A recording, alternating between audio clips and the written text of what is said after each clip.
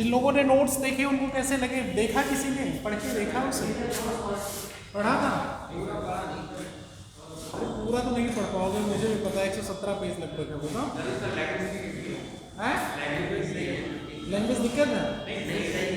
Language सही है ना? हिंदी इंग्लिश मिक्स किया है ना? डायग्राम, फ्लो चार्ट, ये सब है ना? क्या हुआ?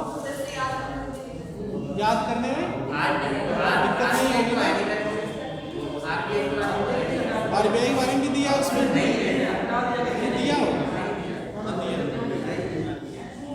कुछ चीजें मिसिंग होंगी, लेकिन यार काफी अच्छे, काफी हद तक ये कवर किया है।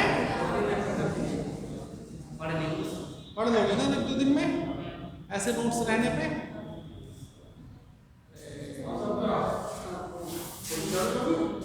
झाड़ू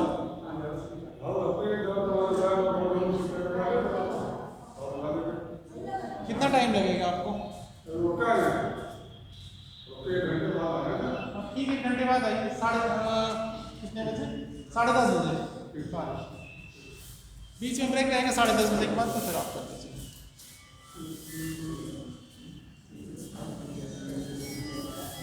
नोट्स में जैसे हम बताते हैं आप लोगों को वैसे ही लिखा है ना वो लगभग चीज़ें, और पॉइंट वाइज लिखी हैं। ये सब चीज़ें देखिए रिवीजन करने में आसान रहेगा और क्लास के साथ पढ़ने में। लेकिन उसके अलावा आपको मोटी वाली किताबें पढ़नी पड़ेंगी ना, उसमें जो चीज़ें दी हुई हैं। तो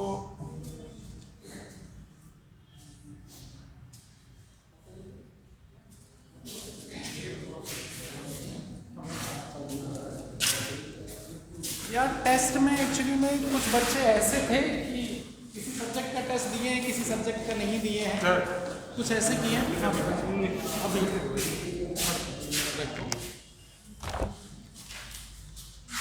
तो उसमें किसका नुकसान है एक्चुअली? जो ये सब कर रहे हैं जो बच्चे, रियल में देखा जाए नुकसान किसका है? किसी टीचर का क्या? नहीं ना? या एडमिनिस्ट्रेशन का, सरकार का?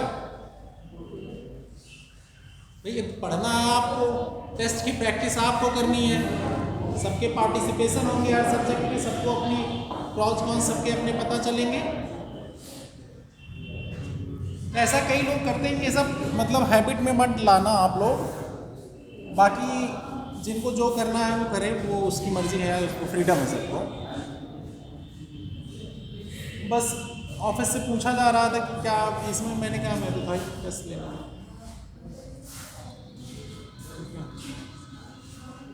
करना ये है कि रिवीजन करते रहिए, चीज़ें इंप्रूव होती रहेंगी। कोई भी टेस्ट में चाहे 10 क्वेश्चन ही अटेम्प्ट करिए, बट करिए, हर पेपर के क्वेश्चन अटेम्प्ट करिए, हर पेपर में परफॉर्म करने की कोशिश करिए। क्योंकि जैसे जैसे इन्हें टाइम आएगा एग्ज़ाम का, आपके सब्जेक्ट बढ़ते जाएंगे। और अभी जब तैयारी हो जाएगी, जो अभी टेस्ट हो जा रहे हैं, इसका बेनिफिट आपको लोगों को दिखेगा धीरे धीरे। ठीक, क्या दिखाने वाले थे आप इसमें? किसकी? कल जो किसकी नोट्स हैं? अच्छा,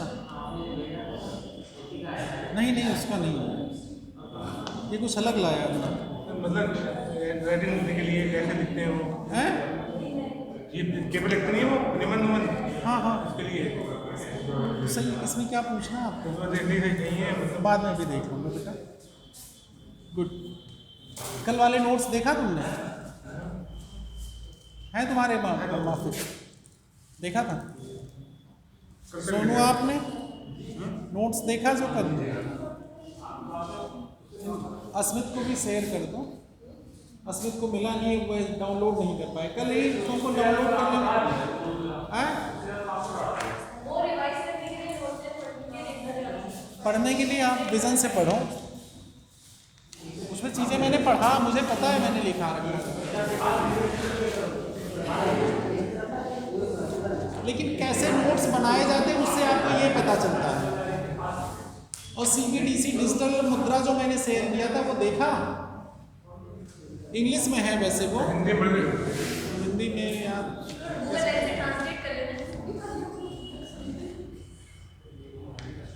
उसके स्टेप देखे कैसे वो सीबीडीसी का, मैंने एक एक स्टेप वाइज चीज़ें एक्सप्लेन हुई हैं उसमें,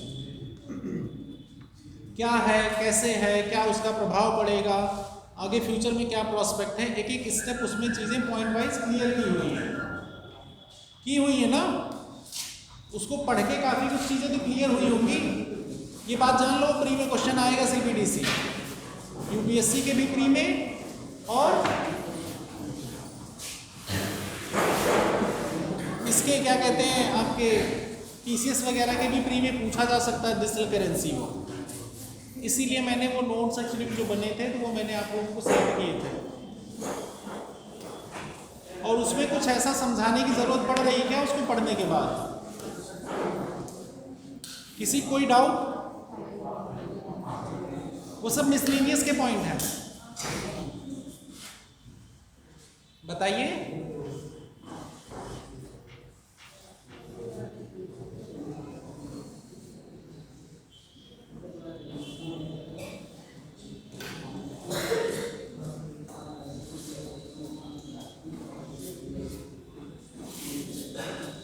नहीं देखा है लोगों ने, जो टेलीग्राम पे शेयर है सीबीडीसी के बारे में, सेंट्रल बैंक डिजिटल करेंसी, मैं उसके बारे में बात कर रहा हूँ। कितने लोगों ने वो पैराग्राफ रीड किया है? ऑनेस्टली हाथ उठाइए। जो टेलीग्राम पे शेयर है सीबीडीसी के बारे में, डिजिटल करेंसी वाला, पढ़ा था तुमने शिवांशी?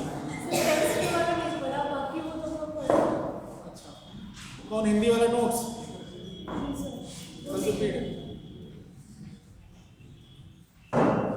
जो लोग क्लास में आए थे उन्हीं को शेयर किया ना, कि बाहर वालों को भी शेयर कर दिया?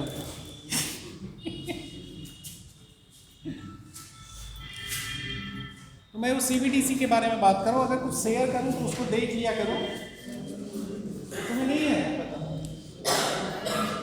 अरे तो चैनल पे शेयर है, देखो खोल के चैनल पे जो चीज़ें शेयर की जाए, अगर उसको आप लोग देखोगे नहीं तो फिर दोबारा हम शेयर कैसे करेंगे?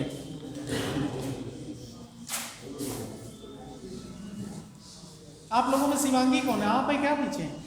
आप हैं? कॉन्ग्रेचुलेसन। टेस्ट पेपर मिला आपको? आ जाओ ले लो।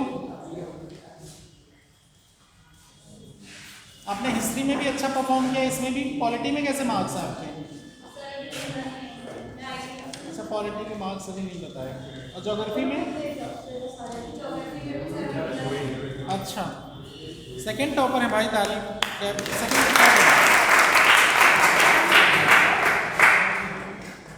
अच्छी परफॉर्मेंस है।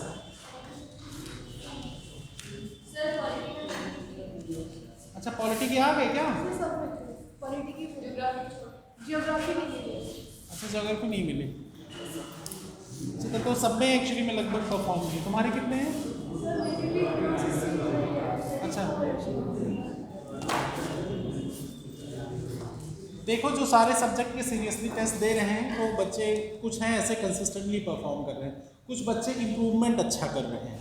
मतलब जैसे प्रीवियस टेस्ट में नहीं अच्छे मार्क्स हैं, अगले टेस्ट में अच्छे मार्क्स आ रहे हैं। पहली बार मैंने मार्क्स एक्चुअली में 0 से लेके अब तक अनाउंस किया था, बिकॉज ऑफ आप लोगों की अपनी कंडीशन खुद पता चले। कुछ तो इंसल्ट फील करो, कुछ तो काम करो,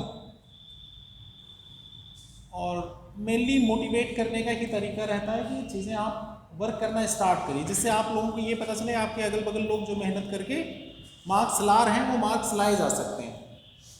आगे दोनों टेस्ट हो सकता है, प्रीवियस ईयर क्वेश्चन से मैं घटना चक्र से ना पूछ के कुछ करंट और सब मिक्स करके वैसे पूछूंगा, और ये भी हो सकता है सिर्फ इकोनॉमी का भी मैं 100 क्वेश्चन दे सकता हूँ।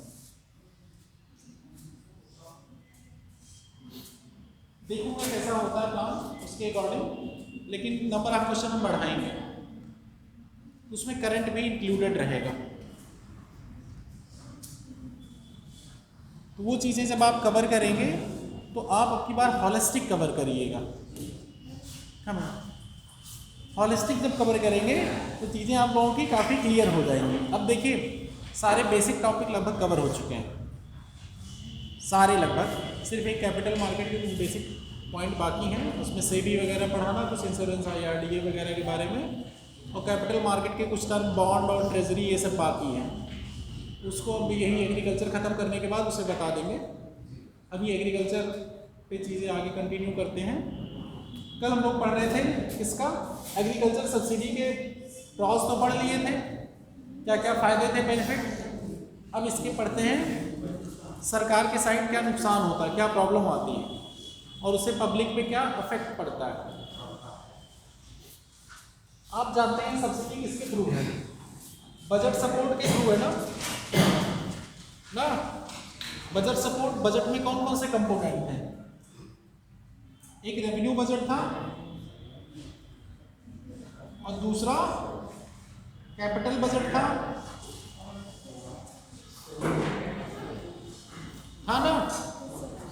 तो हम लोगों के पास, सरकार के पास पैसे कहाँ से आ रहे हैं, दो सोर्सेस से आ रहे हैं। कहाँ से, रेवेन्यू रिसिप्ट है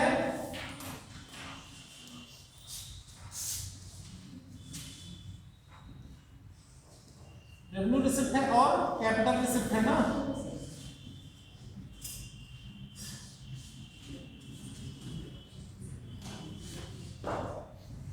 और सरकार खर्च भी इसी अनुसार करती है। रेवेन्यू रिसिप्ट मतलब राजस्व प्राप्तियां और ये पूंजीगत प्राप्तियां, ठीक। क्योंकि बार बार नाम ले चुके हैं हिंदी इंग्लिश का, इसलिए मुझे इतना भरोसा रहता है कि याद रहेगा आप लोगों को। और यही यहाँ रेवेन्यू और कैपिटल में हो गया, जो बजट हो गया। सर एक क्वेश्चन है ये में मेरा, जैसे कि जो हमें ब्याज प्राप्त हुआ और राजस्व में आ जाएगा, ठीक है, और जो ब्याज प्राप्त हुआ मतलब हमने किसी को लोन दिया, भारत सरकार के पैसे में से किसी को लोन दिया, एक को लोन दिया, वो हमें ब्याज देगा, वो राजस्व में आ जाएगा, और जो उसकी पूंजी रहेगी, जो पूंजी खरीद रहेगी, वो उसकी पूंजी में आ जाएगी। ऐसा क्यों सर, राजस्व क्यों ले सकता है वो? कैपिटल बजट का एक्सपेंडिचर क्या है, लॉन्ग टर्म के लिए बेनिफिट, और रेवेन्यू वाले शॉर्ट टर्म के लिए। लॉन्ग टर्म बेनिफिट लोन वाले में लॉन्ग टर्म कंस्ट्रक्शन या कहीं इन्वेस्टमेंट इस पर्पज से देखा जाता है ना। कैपिटल जहाँ भी आएगा ये जान लेना लॉन्ग टर्म के लिए, जो हमें पैसा आएगा, जो पूंजी में जो भी इन्वेस्टमेंट जहाँ भी होगा कैपिटल के रिलेटेड, वो क्या होगा, लॉन्ग टर्म वाले। सर जी जैसे कि हमने किसी को 10 रुपये दिए, उसके बदले में हमें 15 रुपये मिले, वो राजस्व में चले जाएगा बजट में, जो पैसा आएगा वो और इन्वेस्ट किया जाएगा। इन्वेस्टमेंट किया जा सकता है, जैसे तुमने लोन लिया, लोन लेके कहीं इन्वेस्टमेंट करोगे, जॉब क्रिएट करोगे, लॉन्ग टर्म रिटर्न आएगा ना, तो किसमें आएगा, कैपिटल में आएगा ना। फैक्ट्री बेनिफिट होगा। जब भी लॉन्ग टर्म आए, ये बात सिंपल से याद रखो, लॉन्ग टर्म जहाँ टर्म आएगा वो कैपिटल जाएगा, और जो नॉर्मल डे टू डे और ये सब चीज़ों में आएगा वो किस में आएगा, रेवेन्यू में। ये सब चीज़ें पढ़ाते, बजट पढ़ाते समय बताए थे ना, लिखाए थे ये सब चीज़ें, कौन सी शॉर्ट टर्म कैसे, लॉन्ग टर्म क्या है ना। हाँ, तो इसमें आते हैं रेवेन्यू रिसिप्ट हो गया, कैपिटल रिसिप्ट। अब ये बजट कंपोनेंट है, सरकार के पास तो इनकम के सोर्स और एक्सपेंडिचर बढ़ा देता है। इनकम के सोर्सेज क्या हैं, फिक्स है, लिमिटेड रहते हैं। ज़्यादातर सरकार के एक्सपेंडिचर क्या होने चाहिए, एक्सपेंडिचर ऐसे डायरेक्शन में हो कि इनकम का सोर्स भी बढ़ता रहे। कभी कैपिटल एक्सपेंडिचर करना चाहिए, कहीं रेवेन्यू एक्सपेंडिचर कहाँ क्या करना चाहिए, उसके हिसाब से वो मैनेज करती है बजट। सब्सिडी किस में आएगी ये बताओ, रेवेन्यू एक्सपेंडिचर में आएगी, राजस्व व्यय में, कि कैपिटल एक्सपेंडिचर में, बताओ लोग। सब्सिडी कल कहाँ गायब थे अरुण जी, हैं? कॉन्ग्रेचुलेसन आपको, सेकंड टॉपर हैं आप इसका, आप और पीयूष। खुश नहीं हो क्यों, है? होगा तो कुछ नहीं, लेकिन आपकी तैयारी चल रही है कंसिस्टेंट वे में, ये दिख रही है, और उससे कॉन्फिडेंस बूस्टअप होता रहता है। और कम से कम उस टेस्ट के बहाने आप चीज़ें रिवाइज कर रहे हैं, आपको अपनी प्रोग्रेस पता चल रही है, ये फायदा है। और आपकी चीज़ें कॉन्सेप्चुअल क्लैरिटी हो रही है, और आगे जहाँ गलतियाँ हुई हैं उसे आप वो करेंगे, रेक्टिफाई। यही फायदा है। बाकी एग्जाम में परफॉर्म करने के लिए एक एक स्टेप ही आगे बढ़ते हैं। ठीक, सब्सिडी पे आते हैं। इसमें सब्सिडी आएगा रेवेन्यू एक्सपेंडिचर में। तो एक्चुअली में जब पैसे हम अगर रेवेन्यू एक्सपेंडिचर में ज़्यादा खर्च करेंगे,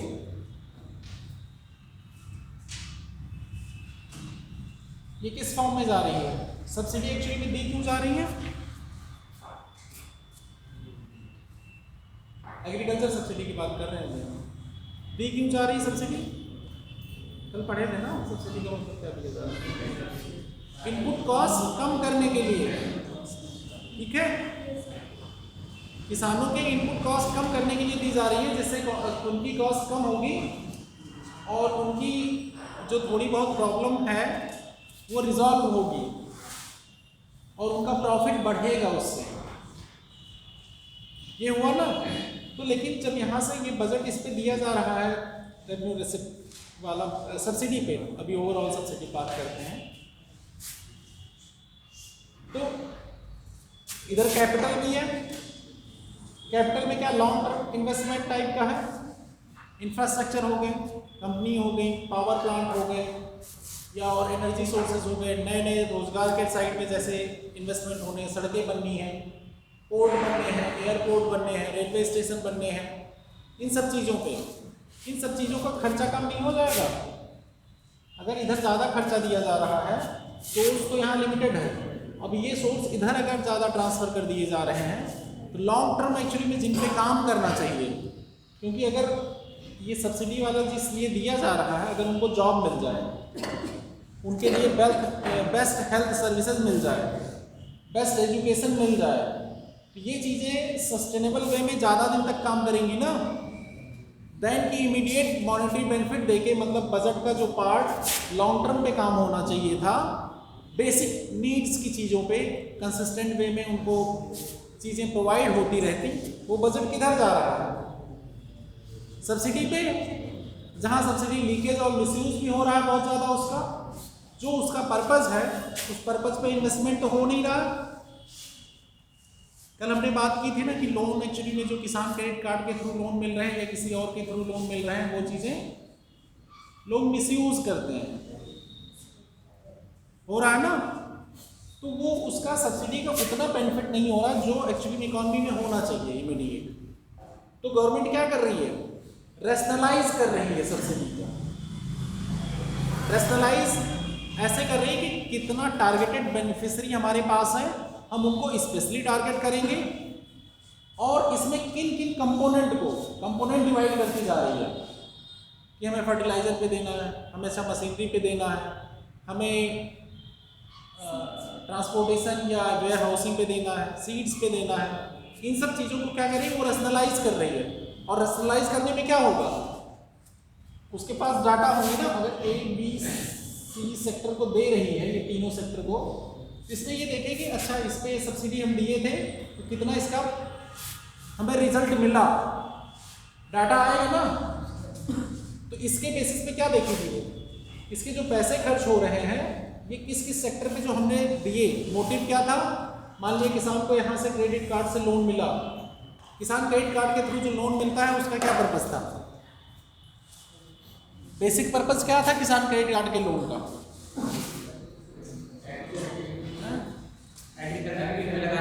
एग्रीकल्चर पे लगाने के लिए ना, मशीनरी पे लगाइए, आप भूमि की उपजाऊनेस बढ़ाइए, उस पर फसलों के भंडारण और फसलों के एक्चुअली में और प्रोडक्टिविटी बढ़ाने के लिए, इन सब चीज़ों के लिए दिया गया।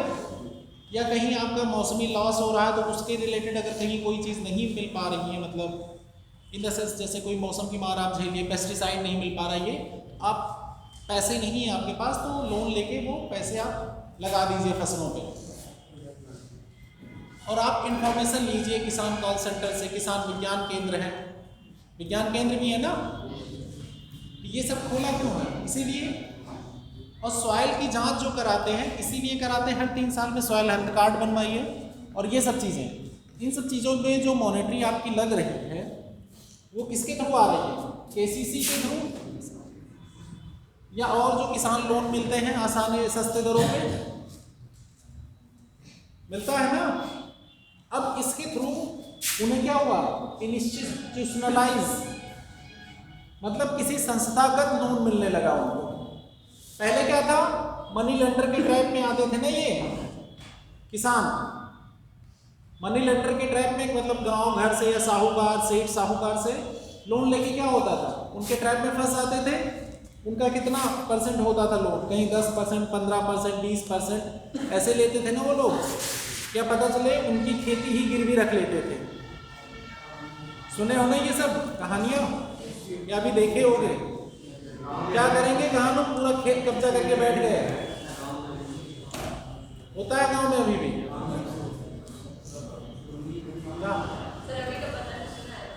सुना है ना? एनसीईआरटी पढ़ी होगी जिसमें कहानी में दिया है। तो क्या होगा इससे?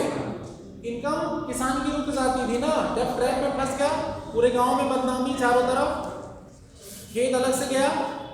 और यहाँ पे क्या चलती थी? गुंडागर्दी। मनी लेंडर्स क्या करते थे? कई बंदों को अपने भेज के कब्जा कर लेते थे कि आप टाइम पे। तो इसके थ्रू ये वाला सिस्टम खत्म हुआ ना केसीसी के थ्रू। अब केसीसी का मेन पर्पस था सरकार का किसान के इनपुट कॉस्ट को कम करना और उनको डेब्ट ट्रैप से बचाना, प्लस किसान की खुशहाली और लिविंग स्टैंडर्ड बढ़ना। बट किसान ने क्या किया? ज्यादातर इस पैसे का, कभी किसी को देखे हो केसीसी से पैसे निकाल के किसान खेती में लगाते हुए? ऑनेस्टली बोलना, ज्यादातर लोग हैं, कुछ लोग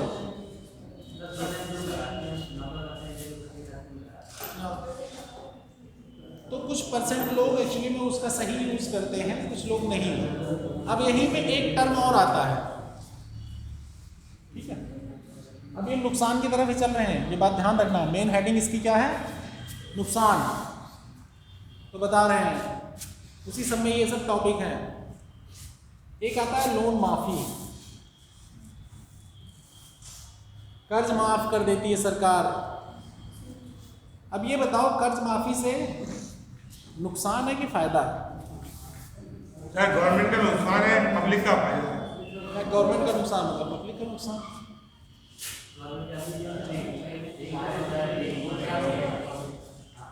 कर्ज माफी का जो ये पॉलिटिकल प्रोपेगेंडा चलता है, जब भी कोई भी सरकार आती है, किसी ने अभी बीच में चल रहा था बड़ा हंगामा की फ्री बीज जो बांटी जाती है, इसमें बड़ा क्वेश्चन हो रहा था, सभी कोर्टों में भी हुआ। तो लोन माफी जो है, ये जो पता चलता है कोई सरकार आई 36,000 करोड़ माफ कर दी, कोई आई 90,000 करोड़ माफ कर दी, 90,000 करोड़, 36,000 करोड़, ये सब। अब ये सब इम्पैक्ट कहाँ कर रहा है? ये पैसे कहाँ से आ रहे हैं? टैक्स। ये पैसे जो इक्वल डिस्ट्रीब्यूशन पे, लॉन्ग टर्म इन्वेस्टमेंट पे, मशीनरीकरण और इन सब पे, रोड, पावर, जहाँ पे जॉब क्रिएट होनी है, हेल्थ पे, एजुकेशन पे जो खर्च होने हैं, वो जा किधर रहे हैं? लोन माफी में।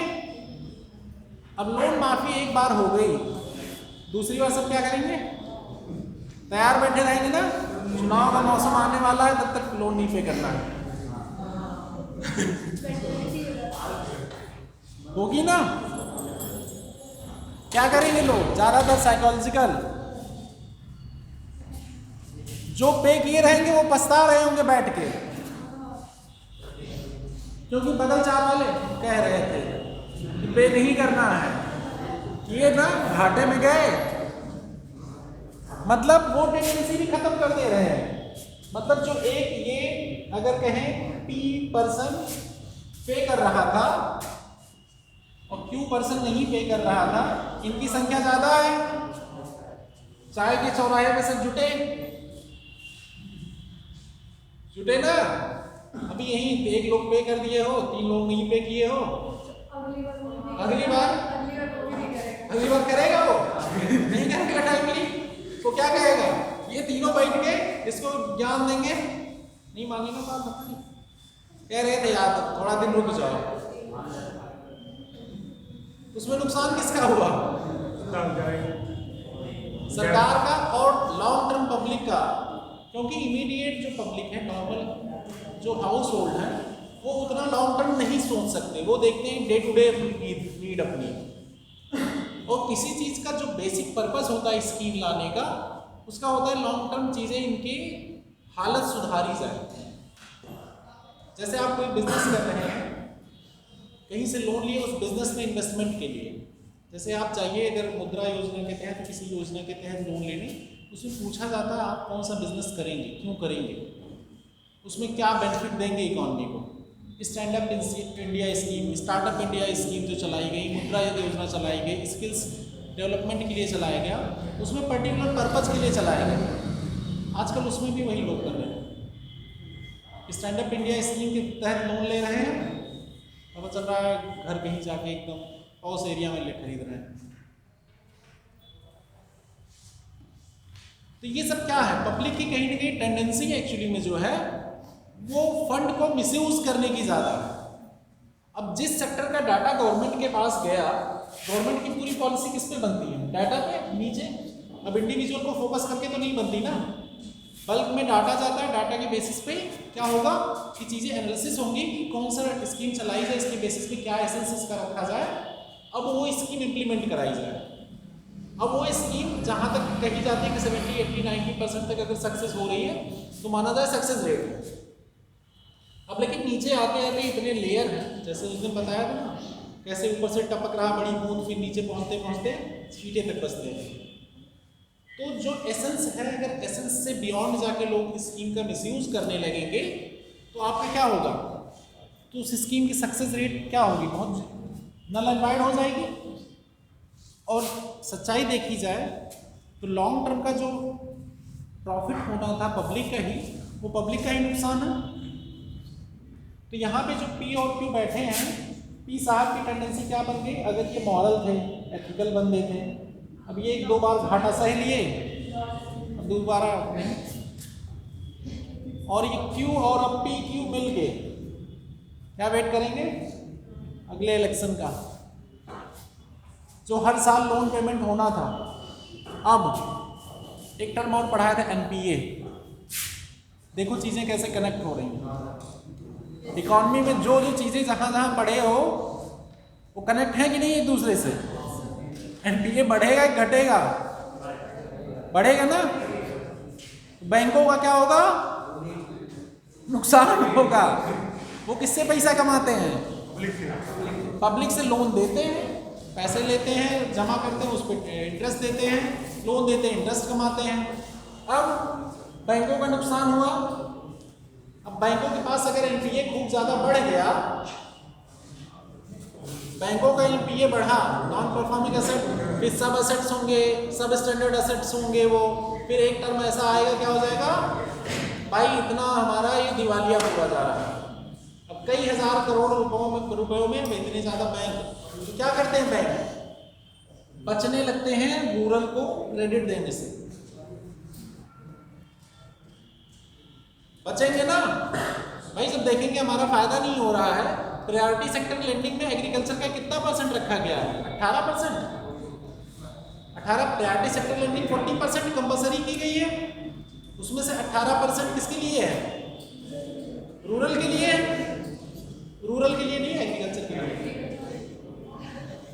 तुम लोग हमें भी एग्रीकल्चर के लिए है। और उसमें कुछ है एमएसएमई सेक्टर के लिए भी है, कुछ वीकर सेक्शन के लिए भी कुछ परसेंटेज हैं, ऐसे अलग अलग सेगमेंट, वो मैंने बताया था उस समय से पढ़ाया था तो। ठीक, अब इसके लिए स्पेशल बैंक भी बनाए गए थे, याद होगा, आरआरबी, रीजनल रूरल बैंक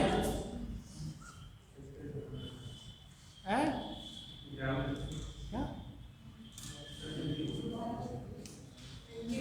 क्षेत्रीय ग्रामीण बैंक, आरआरबी। ठीक, आरआरबी क्यों नहीं परफॉर्म कर रहे हैं? रीजन पता चल रहा है ना? आरआरबी सुन रहे होंगे, आरआरबी कई चीजें मर्ज कर दी जा रही हैं, आरआरबी अब खुल नहीं रहे हैं, उनका एक्चुअली में पेनिट्रेशन धीरे धीरे कम हो रहा है।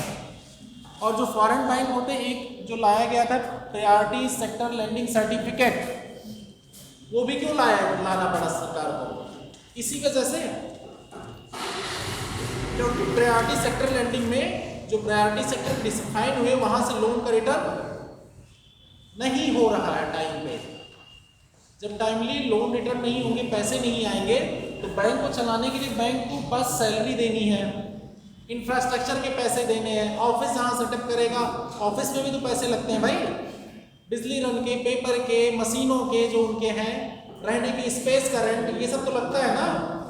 कि भाई जब बैंक के पास पैसे नहीं आएंगे कहाँ से करेंगे वो? तो जब किसानों को ये सब लोन देने से बचने लगेंगे तो किसानों के पास क्रेडिट जाएगा क्या? और इसका जिम्मेदार कौन है? सरकार। क्या सरकार जिम्मेदार है? हैं? सरकार जिम्मेदार है। क्यों? ऐसे इंसान दे क्यों नहीं लोन? जल्दी ये बताओ, फ्री का पैसा मिलेगा कौन छोड़ देगा? फ्री का पैसा मिलेगा कौन छोड़ देगा? यहाँ पब्लिक को भी सोचना है ना। यहाँ मेनली जो एसेंस का मिसयूज हो रहा है, टाइमली अगर सब लोग लोन पेमेंट किए होते, लोग लुभावनी नीति वो क्यों लाती पॉलिटिकल पार्टी? ये तो पॉलिटिकल पार्टियां ला रही है ना। सरकार जो है, देखो जब तक कोई पॉलिटिकल पार्टी सरकार में नहीं आती तब तक वो सरकार का नहीं मानेगी। पॉलिटिकल पार्टी ये वोट मिलता है पब्लिक से, पब्लिक से मिलता है, तो पब्लिक को भी ये समझना है कि लॉन्ग टर्म हमारा बेनिफिट किसमें है। बैंक को अगर डूबा तो पूरी इकॉनमी डूब जाती है ना।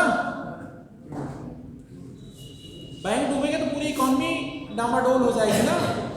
किसी चीज के लिए पैसे बचेंगे क्या उसके पास? नहीं बचेंगे। तो ये चीजें कहां कहां इम्पैक्ट कर रही हैं। अब ये सब्सिडी पे अगर देखते हो, सब्सिडी का जो मिसयूज हो रहा है, अगर सब्सिडी एक्चुअली में रैशनलाइज की जा रही है तो इसीलिए की जा रही है कि इसका मिसयूज कम से कम हो, रोका जाए। और जो सब्सिडी के पैसे दिए जा रहे हैं वो लॉन्ग टर्म बेनिफिट के लिए यूटिलाइज किया जाए। अगर वेयर हाउसेज बनाए गए, वेयर हाउसेज में सबका कल्याण होगा। किसान कॉल सेंटर, एजुकेशन पे, हेल्थ पे, इन चीज़ों पे फोकस किया जाएगा तो आपका कम पैसे पे भी रोड अच्छी बन गई, इंडस्ट्रियाँ डेवलप होंगी, फूड प्रोसेसिंग इंडस्ट्रियाँ किसानों से रिलेटेड, और किसानों के पास आवागमन की सुविधाएं होंगी तो और भी चीज़ें उनके पास चल के आएंगी। जैसे कॉन्ट्रैक्ट फार्मिंग हो गया या कोई और फार्मिंग, कोई आ रही कंपनी इन्वेस्ट करने, उसको भी एक्चुअली में बिजली, पानी, ये सब तो चाहिए। अब पावर सेक्टर नहीं होगा तो क्या खेत की सिंचाई कर पाओगे? खेत की सिंचाई हो पाएगी क्या बिजली ना आए? पेट्रोल डीजल तो बहुत ज़्यादा इंपोर्ट करना पड़ता है, महंगा पड़ता है। बट अगर पावर सेक्टर पे कमी हो जाए, चीज़ों जिस पे इन्वेस्टमेंट सरकार कर रही है सब्सिडी करके, कुसुम और ये सब, सिंचाई नहीं होगी तो आपका वैसे भी खराब हो जाएगा क्या नाम नीति। तो कुल मिला के सब्सिडी से लॉन्ग टर्म कई चीज़ों पे नुकसान भी होता है। कुछ चीज़ों पे बेनिफिट भी है, कुछ चीज़ें नुकसान भी है। इसीलिए सरकार इन पे कमेटियाँ बनाती हैं और इनको क्या करती है, रैशनलाइज करती है पूरा डाटा से। इसीलिए धीरे धीरे कई चीज़ों पे डायरेक्ट वो कैश दे रही है। भाई हम कैश दे रहे हैं, जैसे किसान सम्मान निधि के तहत क्या हो रहा है, पैसे डायरेक्ट क्वार्टरली आ रहे हैं ना सबके पास। क्वार्टरली में क्या कह रही है वो, किसके लिए यूज़ करना है? आप अपनी खेती पे यूज़ करिए, खेती की जो बेसिक नीड्स हैं वो कंप्लीट करिए, जो चीज़ें आप नहीं कर पा रहे थे। लेकिन लोग क्या वो पैसे यूज़ कर रहे हैं उसके लिए? आज पहली बार तो स्माइल किया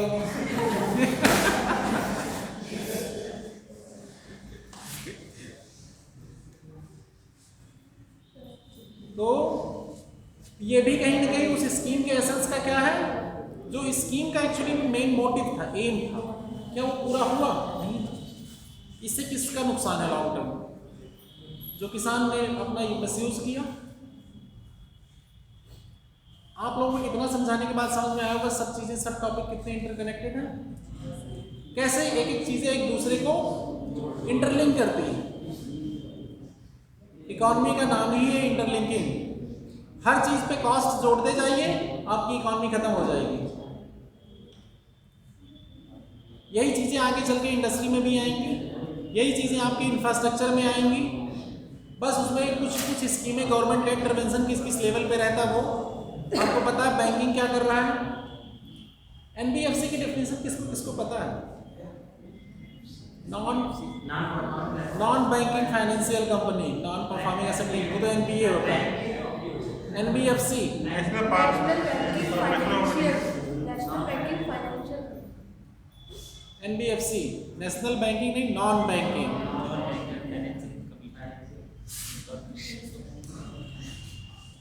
ना गैर बैंकिंग कहते नहीं है, गैर बैंकिंग वित्तीय संस्थान। पढ़ा होगा ना, क्या डिफरेंस है बैंक और नॉन बैंकिंग में, गैर बैंकिंग वाले में?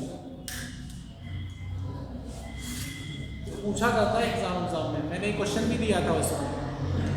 जैसे आपने बताया था मतलब जो नॉन बैंकिंग होती है उनका ट्रेडर कम से कम आरबीआई के पास होता है, और जो बैंकिंग होती है उनका बेसिक डिफरेंस है, demand and deposit, demand deposit accept नहीं करते, तो सही जान, बैंक वाला काम नहीं करते, लॉन्ग टर्म लेंगे। तो ये आपका हो गया किस पे, सब्सिडी के, कैसे सब्सिडी इकोनॉमी को इम्पैक्ट कर रही है। और ये लोन वाला, ये कई बार एग्जाम में पूछा जाता है, लोन माफी वाला, कर्ज माफी वाला कैसे इकोनॉमी को इम्पैक्ट करता है, इसका फायदे नुकसान क्या है, और इसका फायदा हम बता देते हैं लोन माफी का क्या होता है।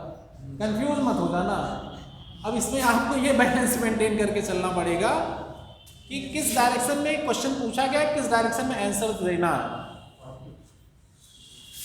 ये देखना पड़ेगा क्वेश्चन का झुकाव किस तरफ, जिस तरफ ज़्यादा झुकाव रहे, अगर प्रॉफिट की तरफ झुकाव है तो प्रॉफिट वाले पॉइंट ज़्यादा देना, नेगेटिव वाले पॉइंट कम कर देना। जैसे आपको अपने आप को अगर अच्छा दिखाना होता है तो आप क्या करते हैं, अपनी कमियां निकालते हैं अपनी अच्छाइयां बताते हो ना। यार पहली बार जब डेट पे जाते हो आप लोग तो क्या करते हो, कमियां गिनाते हो अपनी, हैं? सब बड़ी बड़ी अच्छाइयां डींगे मार के आते हो ना।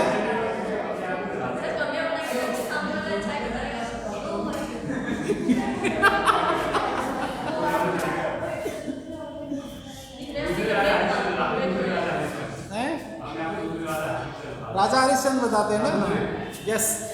तो इसी तरह जब भी एक्चुअली में जिस तरफ झुकाव है क्वेश्चन का,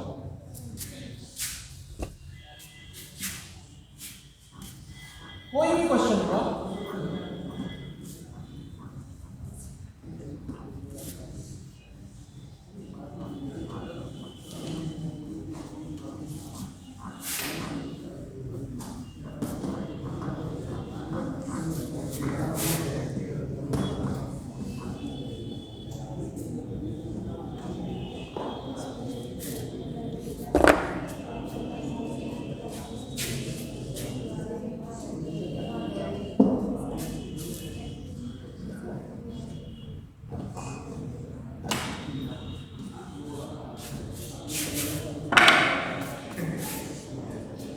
जिस तरफ भी क्वेश्चन का झुकाव रहे उस तरफ की चीजें आपको ज्यादा गिनानी होगी। जैसे कई बार आता है एनालिसिस, क्रिटिकल एनालिसिस, या आपको आएगा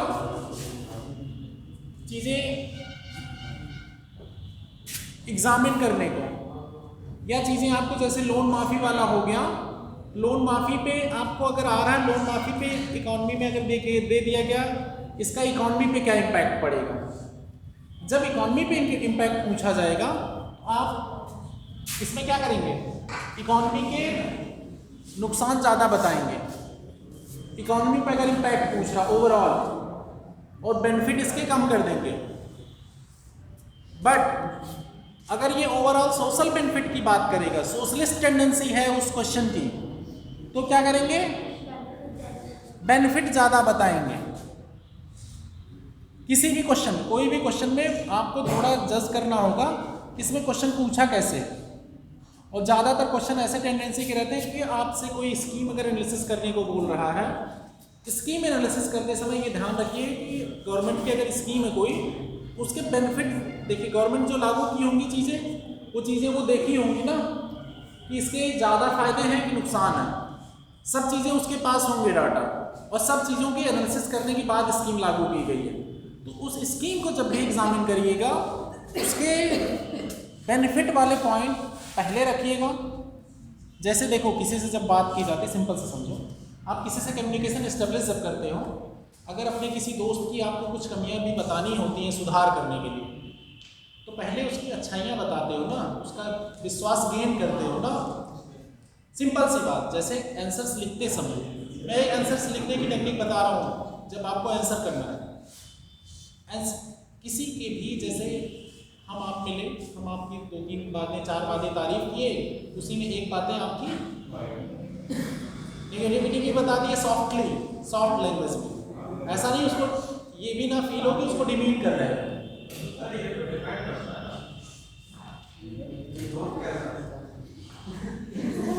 क्या लड़ाई करने जा रहे हो क्वेश्चन में?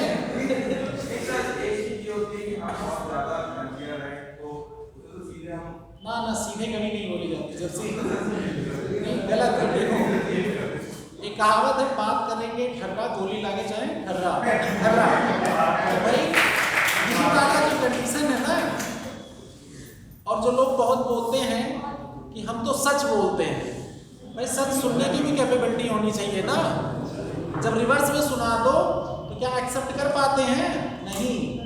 पहले खुद से सच बोलना सीख लो। हर चीज़ों की अपनी जगह इम्पॉर्टेंस है और हर वर्ड अपने आप में एक इमोशंस कैरी करता है, हर एक वर्ड। और किस वर्ड से किसकी क्या सेंसिटिविटी जगेगी ये आपको नहीं पता, कौन किस मेंटल स्टेट से गुजर रहा है। इसलिए ऑलवेज यूज करिए सॉफ्ट, स्लो, पोलाइट वर्ड्स और रिस्पेक्टेड वर्ड्स।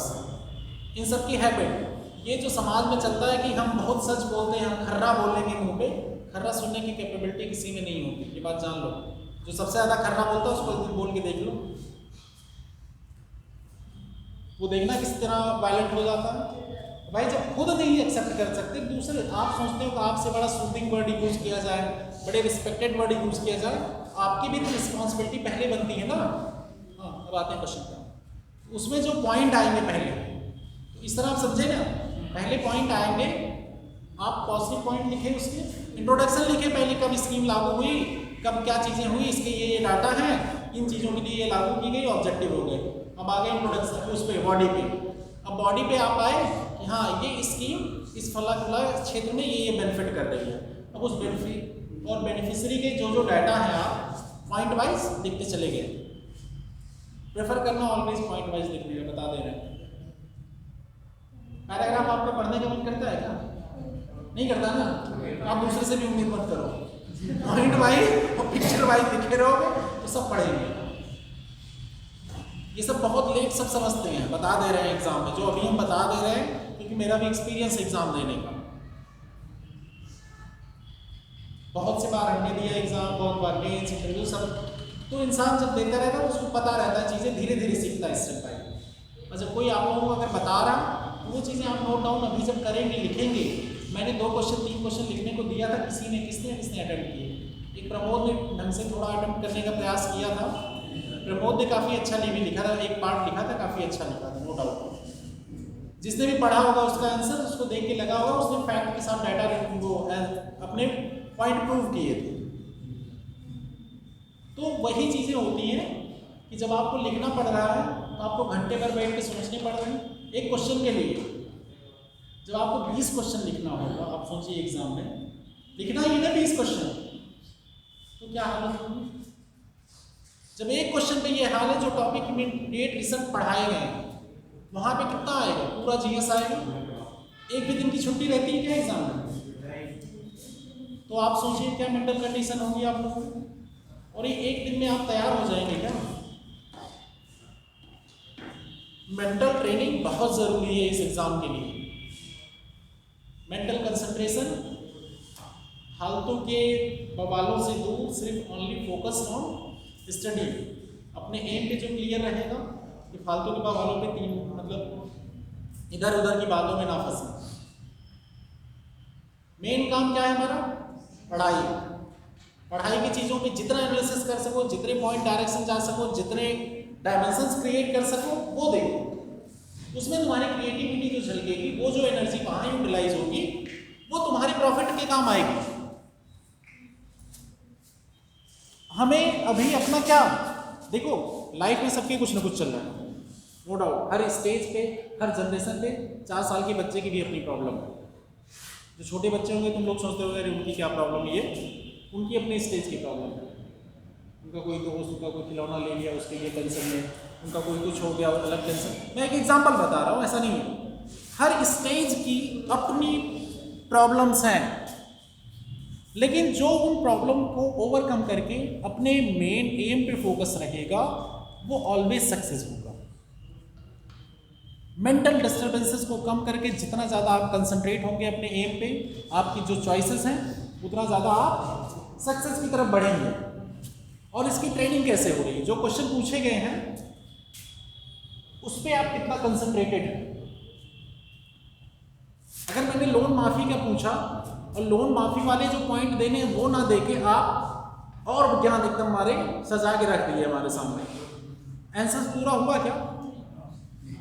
आप तो डायरेक्शन भटक चुके हैं ना, क्योंकि आपको अपने माइंड की डायरेक्शन भटकाने की आदत है हमेशा।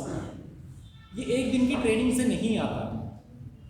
ये मैं आपके लाइफ से और इकोनॉमी को या क्वेश्चन हैंडल करने को कनेक्ट करवा रहा हूँ यहाँ पर। जब आपकी एक्चुअली में टू द पॉइंट किसी चीज़ पे काम करने की आदत होगी, ये चीज़ क्या है, इसको कैसे हैंडल किया जाए, जब उस पर फोकस्ड होंगे तो आप बहुत सटीक, सुटेबल और एक बैलेंस्ड आंसर देंगे। लेकिन जब भी दिमाग में बहुत सारे खुरापात चलेंगे तो वो सारे खुरापात दिख जाएंगे आंसर, क्योंकि आप हैज़ार्ड सोचते हैं। जब आप हैज़ार्ड सोचने की आदत पड़ी है, इधर से उधर से वो चीज़ कर लिए, ये कर लिए, आपको सिस्टमेटिक ढंग से जब सोचने की हैबिट ही नहीं है तो क्या वो आंसर में आएगा? क्या सिस्टमेटिक आंसर लिखा जा सकता है क्या? आपको ये काम है कि एक पेज पढ़े, फिर पता चले लास्ट पेज पढ़ने लगे, फिर बीच की इंफॉर्मेशन छोड़ दिए, तो आंसर्स में क्या होना चाहिए? कोहेरेंसी नहीं होनी चाहिए ना। पहला स्टेटमेंट आया, दूसरा स्टेटमेंट आया, तीसरा स्टेटमेंट, इनके बीच में एक्चुअली स्टेप वाइज कनेक्टिविटी भी तो होनी चाहिए। कनेक्टिविटी रहनी चाहिए कि नहीं? अब आप पता चला ए स्टेटमेंट के बाद सीधा डी स्टेटमेंट लाके लिख दिए, तो ये क्या कनेक्टिंग मेन होगा? कनेक्टिविटी नहीं मेंटेन होगा ना। अब हम ये कहते हैं लोन माफी जो है इकोनॉमी पे इम्पैक्ट करेगी, बस बात खत्म, आगे बढ़ जाते हैं। ये बीच के जितने इंग्रेडिएंट, बैंक और सरकार, कैसे लोग लोन ले रहे हैं, क्या हो रहा है, वो सब ना बताते तो क्या आप इस पे समझ पाते कि ऐसे इकोनॉमी पे इम्पैक्ट कर रहा है? कुछ चौराहों के डिस्कशन के स्टेटमेंट याद रहते बहुत ज़्यादा, और क्या लिंकेजेस में होते क्या नहीं होते ना। तो यही चीज़ें। अब लोन माफी से सोशल सेक्टर में फ़ायदा क्या है, अब बता दिए। किसी भी चीज़ की अगर स्कीम की लिखो तो पहले अगर 5 पॉइंट 6 पॉइंट आप लिख रहे हो पॉजिटिव, तो 2-3 पॉइंट आप डाल दो नेगेटिव। क्रिटिकल एनालिसिस आ रहा है तब हो सकता है आप नेगेटिव पॉइंट बढ़ा सकते हैं, लेकिन वो भी सेकेंड पैरा में। पहले पैरा में आप पॉजिटिव पॉइंट ही डालेंगे, कुछ डाटा डालेंगे, कुछ फैक्ट डालेंगे, फिर उसके बाद नीचे डालेंगे। ये सब ईमेल, लेटर, कुछ भी लिखने में यही बात का ध्यान रखा जाता है। बताओ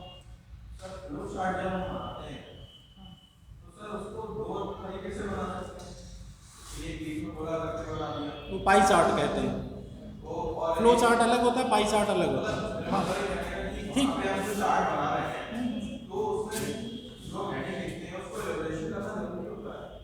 अब वो डिपेंड करे,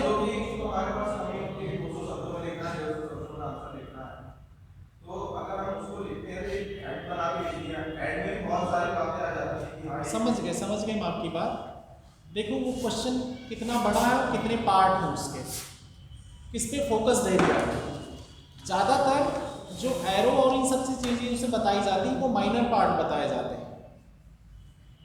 एरो और फ्लो चार्ट में टाइम बचाने के लिए आपके पास इंफॉर्मेशन डालनी है आपको, लेकिन ये पता है कि ये मेन थीम नहीं बट कनेक्टिंग फील्ड है। जैसे इसके पॉइंट लिखने हैं आपको कि इसके फायदे नुकसान क्या है, ठीक है। आपने एक एरो बनाया, एक जगह ट्री डायग्राम, ये है, आपने लिख दिया। लोन माफी, ये कोई क्वेश्चन ऐसा उठाओ, कोई क्वेश्चन उठाओ प्रीवियस ईयर जो 3 पार्ट में दिया, तो उसको फिर उससे मैं बता सकता हूँ या आप बाद में पूछना ऐसे। तो तो उसमें क्या होगा, आप ये जो माइनर पार्ट होगा वो तो एरो से आप बता दिए, लेकिन अब इस प्रॉज कॉन्स को कहीं इंटरलिंक किया हो एग्जामिन करने के लिए, या हो सकता है कोई पॉइंट जैसे किसी चीज के टाइप्स पूछ लिया, ठीक है, उस टाइप्स के बेसिस पे आगे कनेक्टिविटी या उस टाइप्स के बारे में से 2-3 पॉइंट पूछे गए। पॉवर्टी है, पॉवर्टी के टाइप्स डायरेक्टली ना पूछा हो, आपसे पूछा हो डायरेक्टली कि रिलेटिव पॉवर्टी क्या होती है। मैं एक एग्जांपल कह रहा हूँ, ऐसा क्वेश्चन इतना डायरेक्ट नहीं आता, बट मैं एक एग्जांपल, रिलेटिव पॉवर्टी क्या होती है, बट आपको यहाँ पे पहले पॉवर्टी की डेफिनेशन बतानी है, फिर आपको एरो बना के टाइप्स ऑफ पॉवर्टी ये फिर उसके बाद रिलेटिव पॉवर्टी एक्सप्लेन करनी है। समझे? इसमें क्या हुआ, आपका कनेक्शन मेंटेन हो गया ना, आपको पॉवर्टी पता है, हाँ रिलेटिव पॉवर्टी कहाँ से आई, उसी पॉवर्टी का टाइप्स है, ये 2-3 टाइप्स है उसके, और वो रिलेटिव पॉवर्टी को आप एक्सप्लेन कर दिए। समझे? तो ऐसे में क्या हुआ, आपने इंफॉर्मेशन भी ज्यादा दे दी और सारे इंटरकनेक्शन भी मेंटेन कर दिए, और जो क्वेश्चन की मेन थीम थी उसे भी अटेम्प्ट कर दिए आप, उस पर ज्यादा पॉइंट लिखने थे वो भी लिख दिए आपने। ये करना पड़ता है।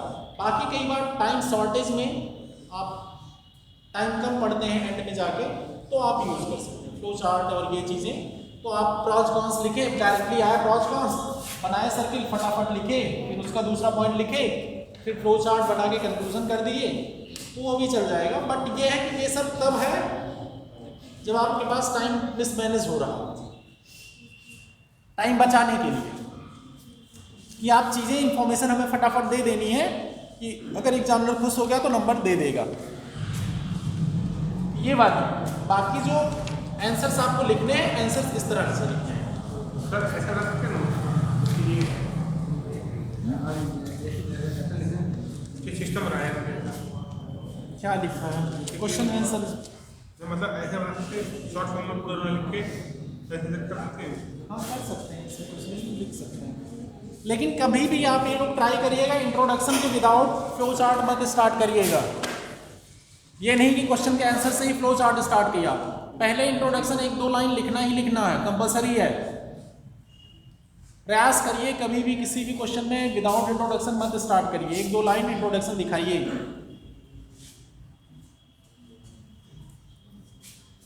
अरे हाँ, अब लोन माफी में आते हैं।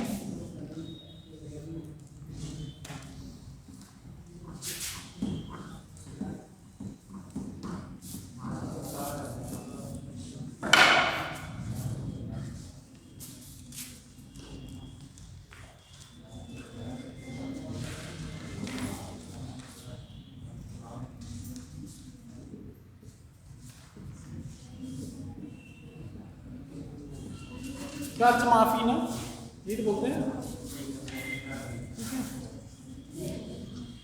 तो इसमें फायदा क्या होगा, देखो किसान होते हैं कई टाइप्स के, ठीक है, तो सरकार को ये लगता है कई बार, ठीक है, जो बेसिक नीड की जरूरतों के लिए अगर उन्होंने एक्सपेंड भी किया, अपना एक्सपेंडिचर किया, अपना व्यय किया उन्होंने, कोई दिक्कत नहीं, वो हमारी इकोनॉमी में ही पैसे आए, उनकी परचेजिंग पावर बढ़ी, किसी और सेक्टर के सामान वगैरह खरीदे होंगे, कुछ और ज़रूरत की चीज़ें, वो पैसे कहाँ एक्सपेंडिचर हुआ, उनका एक्सपेंसेस कहाँ गए, एक्सपेंस तो हुआ उनका, जो व्यय हुआ वो अपनी इकोनॉमी में अंदर हुआ ना, तो कहीं बाहर तो गया नहीं। और इकोनॉमी क्या होती है, साइक्लिक होती है। अगर यहाँ पे कंज्यूमर है, यहाँ कुछ चीज़ें खरीदेगा, फिर प्रोड्यूसर्स के पास जाएगा, फिर पैसे इधर सर्विसेज आएंगी, यही तो चलती नहीं इकोनॉमी। याद करो पहले जब पढ़ाया था, पहला बेसिक जब नेशनल इनकम या कुछ हमारे साथ से पहला बेसिक कॉन्सेप्ट पढ़ा रहे थे, तो इकोनॉमी बताए थे ना साइक्लिक थी, प्रोड्यूसर्स कंज्यूमर्स, बीच में अगर गवर्नमेंट आ गई उसके टैक्सेस वगैरह हो गए, तो ये चीज़ें क्या हो रही हैं, व्यय तो हो ही रहा है इकोनॉमी में। इकोनॉमी में व्यय अगर हो रहा है तो ओवरऑल इकोनॉमी को देखा जाए तो एक्सपेंडिचर होना भी चाहिए। एक्सपेंडिचर होते रहने से अदर सेक्टर में जो यहाँ सामान प्रोड्यूस होने हैं वो होते रहेंगे और ये बिकते रहेंगे, घर बना, ईंटें सीमेंट ये सब जो चीज़ें, अगर घर बनवा लिया किसी ने, कोई सामान गाड़ी खरीद लिया, तो ऑटोमोबाइल सेक्टर को फ़ायदा हुआ कहीं भी, या किसी और चीज़ में अगर शादी ब्याह में खर्च किया तो उसमें जो इकॉनमी पूरी लगती है उस पर खर्चा हुआ, उसके तहत जो इकॉनमी बूस्टअप हुई वो तो हुई ही। अब एक फ़ायदा तो ये इकॉनमिक साइकिल, इकॉनमी क्या है, साइक्लिक, तो कहीं एक जगह से पैसे दूसरी जगह ट्रांसफ़र हुए, इससे ठीक है, माने एक ये पॉइंट हो गया। दूसरा, कई किसान बेचारों की कंडीशन ये है सुसाइडल वाली, लोन के चक्कर में, लोन की वजह से इतना डिप्रेशन आता है, डिप्रेस हो जाते हैं वो कि लोन नहीं पेमेंट कर पा रहे, वो बढ़ रहा है तो उनकी जो बेइज्जती हो रही है या कुछ चीज़ें, सोशल प्रेस्टीज, या पता चलता है मानसून कई बार एक्चुअली में अफेक्ट कर गया, कई बार अगर रिपीटेडली अफेक्ट कर रहा है मानसून तो क्या होगा, तो उनका एक्चुअली में लोन अमाउंट आ ही नहीं पाएगा ना उनके हाथ में कि वो पे कर सकें वापस। तो सुनते होंगे कई जगहों पे जब सूखा पड़ जा रहा है, जैसे विदर्भा रीजन वहाँ का,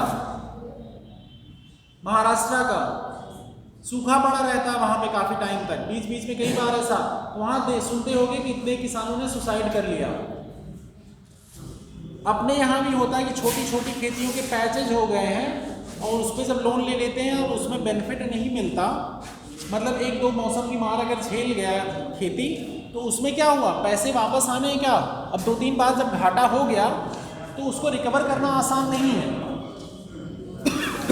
तो यहाँ पे जो कर्ज माफी होगा तो इस किसान को बेनिफिट करेगा ना ओवरऑल, इसकी पूरी फैमिली को। अगर इसमें ज़्यादातर किसान इस काइंड ऑफ पाएंगे कर्ज माफी में, तो क्या ये ओवरऑल तो सरकार और इकोनॉमी और पब्लिक के लिए तो बेनिफिट हुआ ना, सोशलिस्ट टेंडेंसी के फॉर्म में।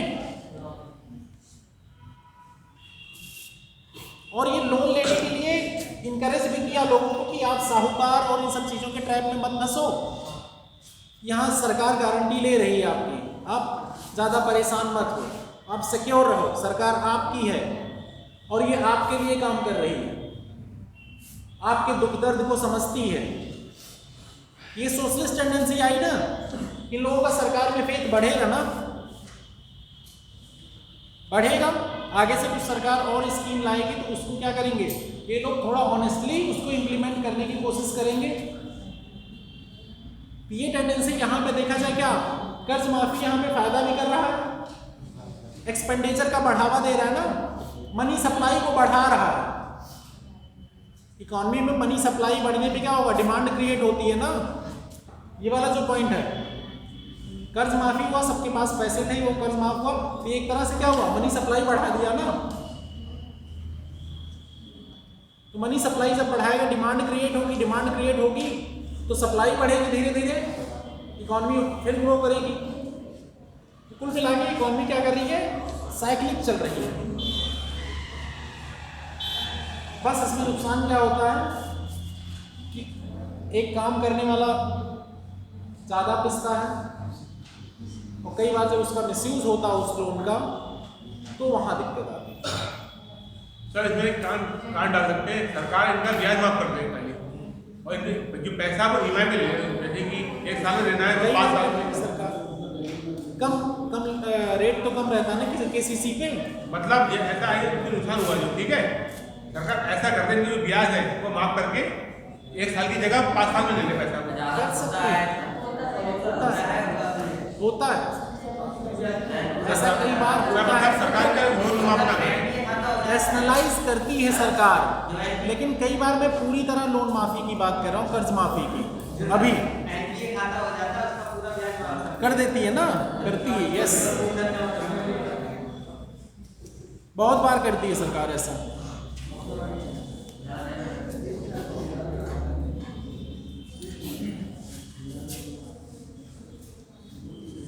सर एक क्वेश्चन ये बताइए जी, ये सरकार जो है अमीरों का कर्ज गरीब माफ कर देती है, अमीरों को गरीबों का नहीं करती है माफ। ये लाखों करोड़ रुपया लेके बैठे हैं माफ कर दिया, एक छोटा आदमी। जब कैपिटल मार्केट में पढ़ाएंगे अभी ना, कैपिटल मार्केट और वो जब पढ़ाएंगे तभी अमीरों वाली बात भी लाएंगे। अभी बात एग्रीकल्चर और किसानों पे करते हैं।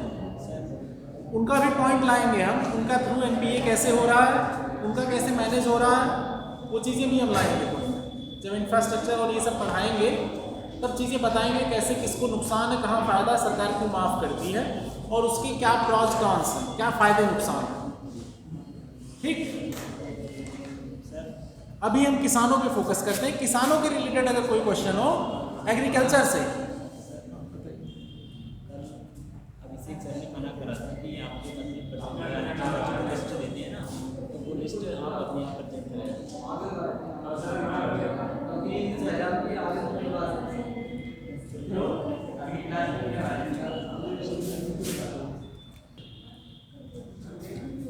हाँ कल आएंगे वो क्लास में। ठीक है, सबके अपने अपने देखिए। पहली बात तो आप लोग ये जान लीजिए, किसी भी टीचर की जिसकी बात रहे आप उससे बात करिए, उसने क्या कहा। हाँ, एडमिनिस्ट्रेशन से कोई गाइडलाइन हमारे पास आएगी वो हमारे पास आएगी डायरेक्ट। हाँ ठीक है, समझ गए, कोई बात नहीं।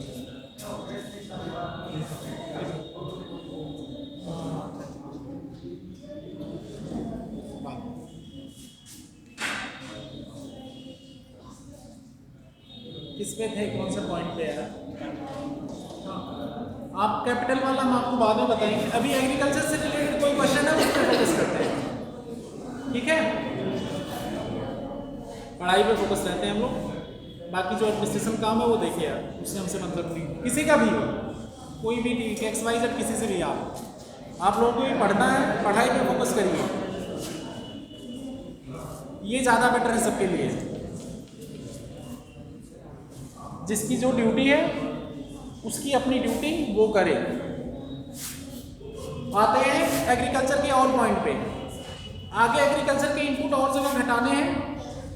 इनपुट में कई पॉइंट थे ना, कुछ पॉइंट बचे हैं और क्या, मैकेनाइजेशन वाले पॉइंट आपको पता चल गए कि सब्सिडी वहाँ भी गवर्नमेंट दे रही है और उसको बढ़ावा देने के लिए क्या कर रही है, डिफरेंट काइंड ऑफ एडवर्टाइजमेंट भी करती है। एडवर्टाइजमेंट करती है ना, लोकल लेवल पे एमएसएमई सेक्टर को बढ़ावा देती है, इसीलिए कुटीर उद्योगों को बढ़ावा दे रही है, फूड प्रोसेसिंग इंडस्ट्री को बढ़ावा दे रही है, मेगा फूड पार्क्स बन रहे हैं। ये क्या आउटपुट साइड वाला है मेगा फूड पार्क या तो फूड प्रोसेसिंग इंडस्ट्री। लेकिन अभी इनपुट साइड में और क्या पॉइंट बचे थे, देखो लिस्ट बनवाई थी ना इनपुट की।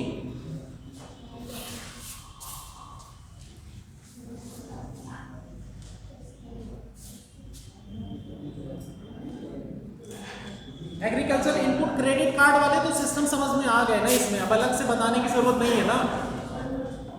क्रेडिट कार्ड वाला सिस्टम कुछ ऐसा तो बताना नहीं, अब लोन कैसे मिल रहा है इनको और क्रेडिट कार्ड में कैसे इनको लोन से बचाया जा रहा है, इनपुट कॉस्ट कैसे घटाई जा रही है, वो पता चल गया ना। इसमें ऐसा कुछ तो बताना नहीं रहा ना इनपुट वाले में। अब क्रेडिट के लिए चीजें बतानी है, बताओ। नाम देख लो क्या है, कौन है। इसीलिए माइक सर ने बोल दिया था क्योंकि फैजान की प्रैक्टिस पता नहीं किसने 4 दिन के लिए बाद में डिस्कस करेंगे, वीडियो बंद करने के बाद। हाँ, अभी टॉपिक पे फोकस रहो, बाद में उसको हम डिस्कस करेंगे। 1 मिनट बच्चे, बाद में, ठीक है। ये सब चीज़ें बहुत छोटी हैं, ये सब मतलब ये वही नहीं ना, जैसे स्कीमों का एसेंस लागू नहीं होता और वही एसेंस यहाँ पे लागू कर रहे हो तुम लोग यार। बनने जा रहे हो एडमिनिस्ट्रेटिव ऑफिसर यार, भरोसा करते हैं यार अब तुम लोगों में इतना कि तुम लोग तो ऐसा नहीं करोगे। मतलब मान लिया जो गरीब बेचारे मतलब उनमें एजुकेशन कमी है, आप लोग तो वेल एजुकेटेड और हाईएस्ट एथिकल और मॉरल वाले इंसान हो यार, हाईएस्ट स्टैंडर्ड फॉलो। अब इतनी छोटी छोटी गलतियां यार हम चल के देखें, बताओ तुम ही ना, देखना चाहिए क्या? ये सब तो खुद ही करेक्ट करने की चीज़ें, इसमें क्या मिल रहा है किसी को नुकसान फायदा? एक दिन पहले की लगा दो, एक दिन बाद की लगा दो, क्या फायदा होगा बताओ जरा। ये तो नॉर्मल एक अटेंडेंस है, हाँ बच्चे कितने आ रहे हैं, आप आए थे क्लास में उस समय पढ़े थे, ऊपर तक जाएगी इन्फॉर्मेशन, हाँ बच्चे आ रहे हैं, बच्चे पढ़ रहे हैं। टैबलेट के बारे में टैबलेट के बारे में टैबलेट ये सब एडमिनिस्ट्रेशन का काम है और एडमिनिस्ट्रेशन को सारी बातें पता है, नंबर लगा है ना, चलता नहीं। किसने कहा नहीं चलता? जाके देख के आओ, ऑफिस में चलता है। एक दिन आए थे सर, लाइट वाइट नहीं चलती, लाइट नहीं चलती उसमें चलता है। और दूसरी बात, हर टीचर को पता होता है उसके क्लास में कौन कौन से बच्चे आ रहे हैं, कौन कौन से नहीं, लगभग सबके फेसेस पता होते हैं। तो जिसको जब बेनिफिट देना होगा तो सबसे फीडबैक ली जाती है, सबको क्या करना है वो एडमिनिस्ट्रेशन जाने। बाकी इतना मानते हैं कि तुम लोग ऑनेस्ट हो, हम नहीं देना चाह रहे हो, तुमको अपने इतना भरोसा रहता है, जो करोगे सही करोगे। इतने तो यार सेल्फ अटेस्टेशन, यार जब आवर प्राइम मिनिस्टर और ऑनरेबल प्राइम मिनिस्टर बोले कि सेल्फ अटेस्ट करो चीज़ें, तो इसमें कितनी बड़ी बात है, बहुत बड़ी बात आपको रिस्पॉन्सिबिलिटी दे रहे हैं ना। आप खुद को क्रेडिबल बनाइए। आप एक दो बार अपने भरोसे तोड़ देंगे तो फिर लगेगा क्या करोगे आप, इसमें नुकसान किसका होगा? आप आपस में कर लोगे, ये कर लोगे, कोई कॉलेज का थोड़ी है कि शरारतें कर रहे हो। यहाँ तो तैयारी करने आए हो, हाईएस्ट एथिकल और मॉरल स्टैंडर्ड आप लोग फॉलो करोगे, ये मैं उम्मीद करता हूँ आप लोगों से, और करते भी हो आप लोग। ये तो अच्छी चीज़ है ना, ये तो है नहीं कि स्कीम की तरह मिसयूज कर रहे हो, नहीं करोगे ना मिसयूज, वरना नुकसान किसका होगा? लॉन्ग टर्म आप लोगों का ही होगा ना। इसलिए ठीक है, आगे एग्रीकल्चर के आगे इनपुट पे आते हैं। क्रेडिट वाला इनपुट अभी बताना है क्या? क्रेडिट वाला इनपुट वैसे मैंने काफ़ी हद तक समझा दिया था उसी में इंटरकनेक्ट करके।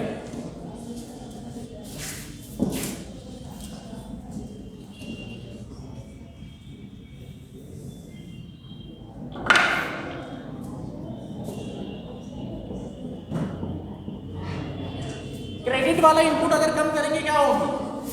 किसानों को अगर क्रेडिट आसानी से मिल जाएगा, इंस्टीट्यूशनल क्रेडिट, तो किसान एक्चुअली में अच्छे से व्यय कर सकेंगे अपनी मैकेनाइजेशन पे, फर्टिलाइजर पे, इन्हीं सब पे।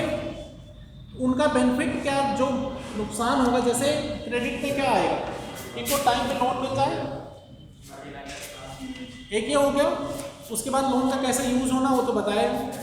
अब लोन का मिसयूज करोगे तो नुकसान झेलना पड़ेगा। तो ये क्या करेगा? इनपुट कॉस्ट कम करेगा ना, इनपुट कॉस्ट कम करेगा तो फायदा किसानों का बढ़ेगा ना। एक हो गया इंश्योरेंस सेक्टर, इंश्योरेंस अगर कर लिए, ये भी कहीं ना कहीं रिस्क टेकिंग एबिलिटी बढ़ाएगा कि नहीं? बढ़ाएगा ना। यहाँ भी एक्चुअली में इसमें क्या करा है, इंटरेस्ट कम देना पड़ता ना, प्रीमियम कुछ परसेंट सरकार देती, कुछ परसेंट आप दे देते हैं। यहाँ पे भी इनपुट कॉस्ट कम हो गई। देखो सरकार कहाँ कहाँ काम कर रही है लोगों के, जो लोगों को पता नहीं होते। और डेमोक्रेसी में सरकार को कुछ भी लोग कहते रहते हैं बैठ के। नहीं, क्रिटिसिज्म करना भी जरूरी है, लेकिन क्रिटिसिज्म मतलब ये कहता हूं विरोध करो, बट विरोध करने के लिए विरोध मत करो। ये समझे सब? एक होता है विरोध करना किसी चीज का, हाँ आपका जेन्युइन कंसर्न है, और एक है कि हमें सिर्फ विरोध करने के लिए विरोध करना है। सर जी ये टैबलेट नहीं मिले, टैबलेट सब जगह बढ़ गए। आपको ये बातें एडमिनिस्ट्रेशन के सामने बात बच्चे सुनते नहीं सर, तो उसमें हम क्या कर सकते हैं? हमारा यहाँ क्या काम है? आप लोगों ने फंडामेंटल ड्यूटी पढ़ी ना, राइट पढ़े ना, जिसको जो ड्यूटी है उसको करनी चाहिए ना। राष्ट्रपति की, प्रेसिडेंट की साहब की ड्यूटी डिफाइन है, पीएम की ड्यूटी डिफाइन है, सुप्रीम कोर्ट की ड्यूटी डिफाइन है, हाई कोर्ट की ड्यूटी डिफाइन है। सब लोग एक दूसरे के फील्ड में क्या इंटरवीन करेंगे तो चलेगा समाज? नहीं ना। तो इसी तरह सुनो पहले बात, तो जो हमारी ड्यूटी है पढ़ाना ना, तो हमसे क्वेश्चन किसके रिलेटेड होने चाहिए? इकोनॉमी के, इकोनॉमी और पढ़ाई से रिलेटेड। एग्जाम में कैसे क्या टैकल करना है, बाकी अरेंजमेंट क्या दिक्कत है, क्या तुमको मिलना चाहिए, क्या नहीं, उसके लिए सरकार बैठी है भाई, पूरी एडमिनिस्ट्रेशन बैठा है। तो हमारे अच्छा ये बताओ, हम यहाँ जाके काम करने लगेंगे तो वो सही होगा क्या? नहीं सही होगा ना। यहाँ पे हमारी ड्यूटी जो डिफाइन है हम उस पर फोकस करेंगे। ठीक यार, अर्जुन का बाण मारने वाला एग्जाम्पल द्रोणाचार्य क्या पूछते हैं हमसे? निशाना आग पे, तो जिसकी जो ड्यूटी है उसी पे लगा होता है एम, तो अब सब जगह एम क्यों डाल रहे हैं? ठीक, कोई भी चीज़ देखो, सिंपल सी बात, आपको ये क्लियर कट पता होना चाहिए आप किससे क्या ले रहे हो, किससे क्या काम चाहिए। अगर आपको ये नहीं पता, ये बताओ, अब आपसे सारी जिम्मेदारी आपके पापा कहते हैं ये भी करो, वो भी करो, ये भी करो, कर पाओगे? नहीं ना। एक टाइम पे एक काम होगा, किसी का अपना काम डिवाइड होता है। ऑलवेज डिवीजन लेबर बहुत ज़रूरी होती किसी मैनेजमेंट में। डिवीजन ऑफ लेबर जो होता है ह्यूमन रिसोर्स मैनेजमेंट में बहुत ज़रूरी होता है। अभी आपका काम है पढ़ना, पढ़ाई के रिलेटेड जो चीज़ें चाहिए वो बताओ, वो हम पढ़ाई के रिलेटेड तो है, कैसे बताएं तुमको?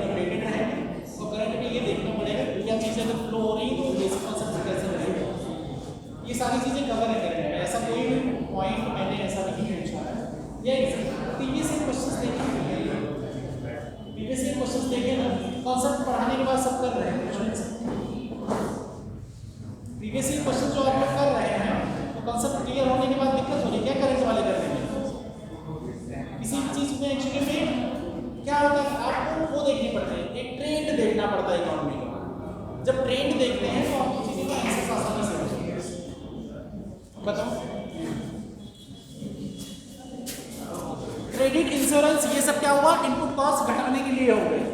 अब आगे बढ़ते हैं।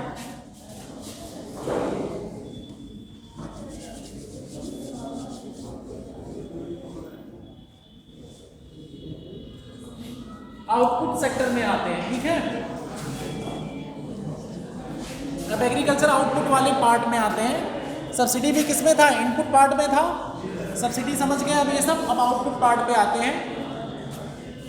आउटपुट पार्ट पे पहले हम आएंगे एमएसपी पे, मिनिमम सपोर्ट प्राइस, और ये जो इशू प्राइस है, प्रोक्योरमेंट प्राइस है, खरीद।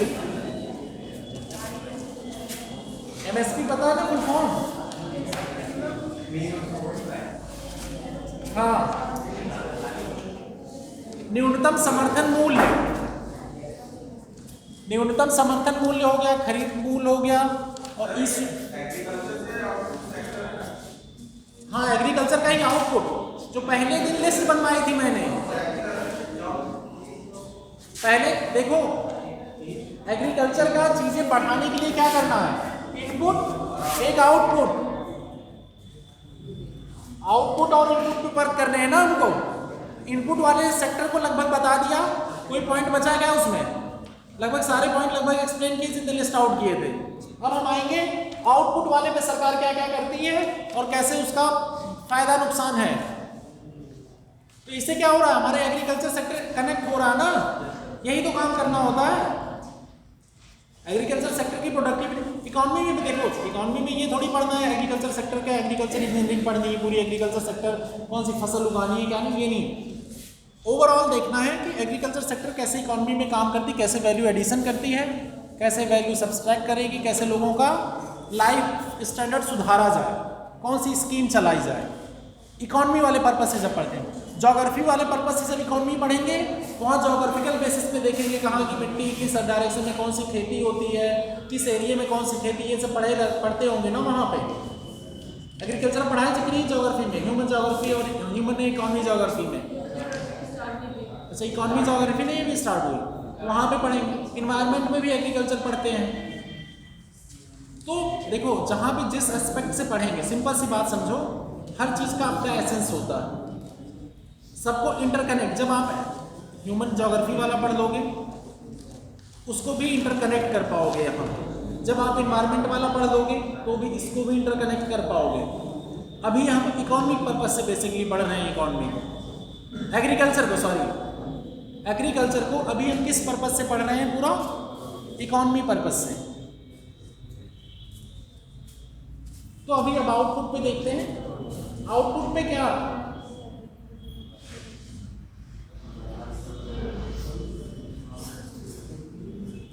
आउटपुट पे पहले एक्चुअली मूल्य निर्धारण नीतियां थी जो 1960 के दशक में आई थी कुछ। उस समय क्या था, फूड का बहुत शॉर्टेज था, फूड शॉर्टेज था 1960 में। कई स्टोरियां आप लोग पढ़े होंगे कि उस समय एक्चुअली में हमें बाहर से इंपोर्ट करने पड़ते थे, दाल, गेहूँ, दाल तो अभी भी इंपोर्ट करते हैं, गेहूँ चावल भी। अब तो हम सबसे बड़े चावल के एक्सपोर्ट, धान के एक्सपोर्टर हैं, गेहूँ भी एक्सपोर्ट करते हैं। ये सब करते हैं ना, पैदावार बढ़ गई ना हमारी। तो पहले उस समय ये कंडीशन नहीं थी, तो उस पर सरकार को फोकस करना था कई चीज़ों पे कि उचित मूल्य मिले किसानों को।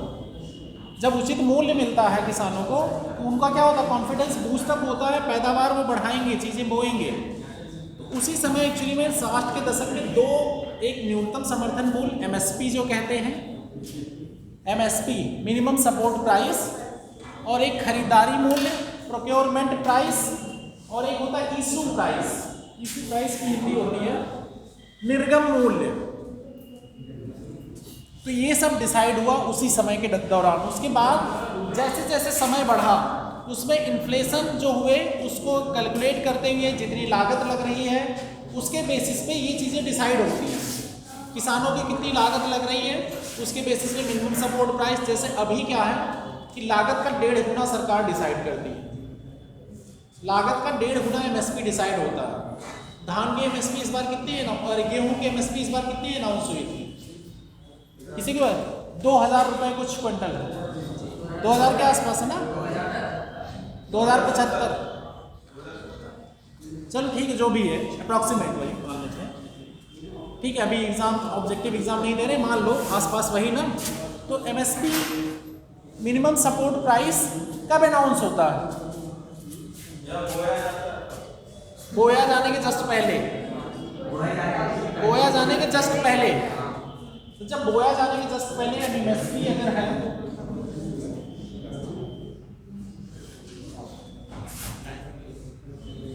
किसान है ए, इसको जब पता चल गया एमएसपी अनाउंस हो गई है और ये कुछ रेट इसको पता है कितने पे सरकार लेगी लेवी पे, तो ये क्या करेगा,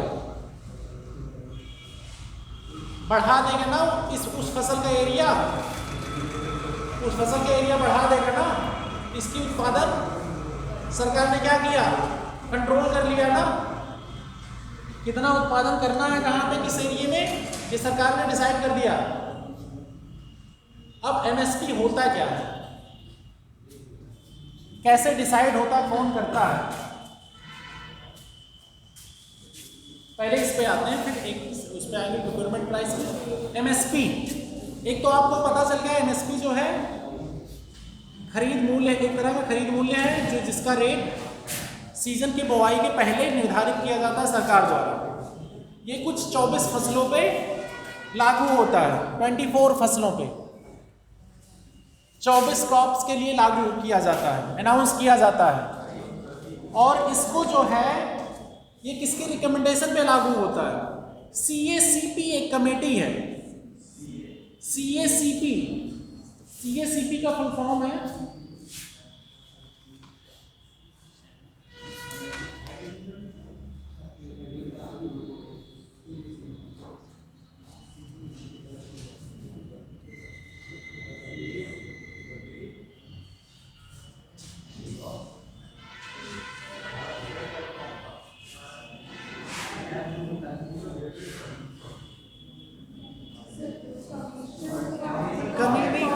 commission for agriculture, Hindi English नहीं, इंग्लिश तो हमें पता है, commission for agriculture and procurement. कृषि लागत और मूल्य आयोग, है कृषि लागत एवं मूल्य आयोग, कृषि लागत एवं मूल्य आयोग,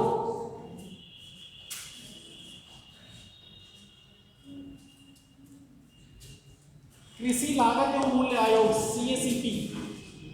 CACP एक्चुअली में रिकमेंड करता है।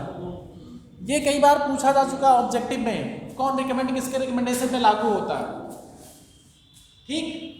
CACP रिकमेंड करती है, उसके बेसिस पे क्या होता है, प्राइस का निर्धारण होता है, कितनी एमएसपी अनाउंस करनी है। हाँ उसी में लिखो ना, वहीं लिखो, ठीक है। लेकिन गन्ने के लिए क्या होता है, FRP लागू होता है, उसके लिए MSP नहीं, FRP फेयर रिम्यूनरेशन प्राइस, उसको हिंदी में FRP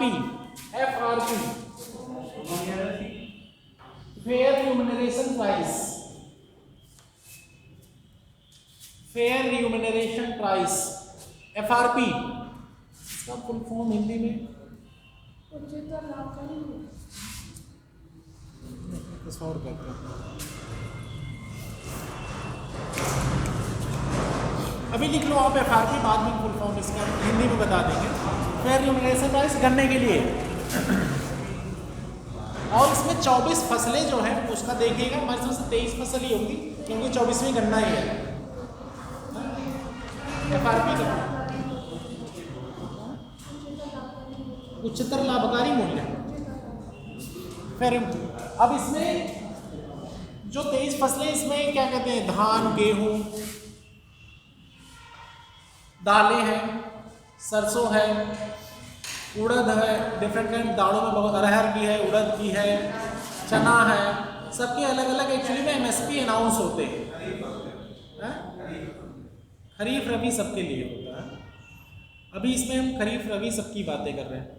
फसलों के सीजन पता ना, खरीफ रबी जायद, ये पता है ना, 3 होती है ना क्रॉप है।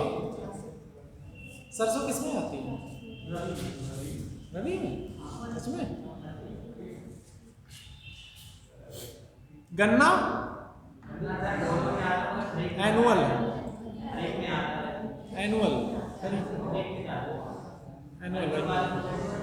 क्रॉप है। अच्छा जायद की कोई क्रॉप बताओ। यस, खरबूजा, तरबूज, ककड़ी, खीरा नहीं, खीरा तो आता है हर सीजन में आता है, तरबूज हर सीजन में आता है, जायद में आता है ना, खरबूजा भी उसी समय बोया जाता है, और कोई फसल? मूंग। मूंग जायद की फसल नहीं है क्या? गेहूं कटने के बाद मूंग बोया जाता है और जून तक खत्म हो जाता है उसका, होता है ना?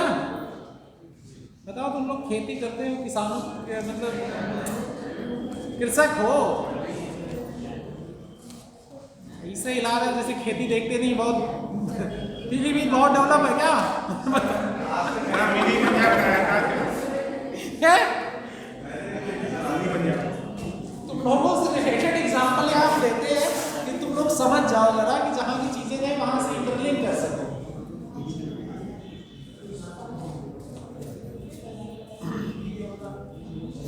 है?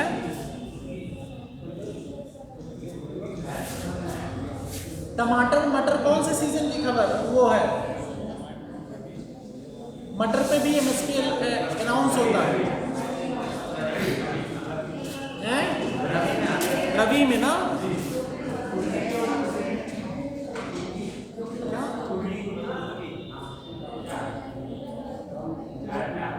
क्या चीज?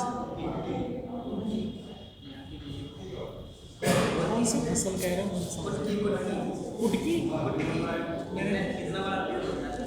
मैंने नहीं देखा होगा उसका यार। एग्रीकल्चर का इतना भी ज़्यादा नहीं, मुझे मेन बेसिक चीज़ें ऊपर की पता, जितनी सारी चीज़ें हम इतने में समझा सकते हैं आपको। बहुत सी फसलें होती हैं, ऐसा नहीं है, है? अच्छा यार, यहीं पे रोकना पड़ेगा फिर क्या? चलो ठीक है, कल देखेंगे कहाँ गए वो। कितने बच्चे हैं काउंट कर देना है? 28।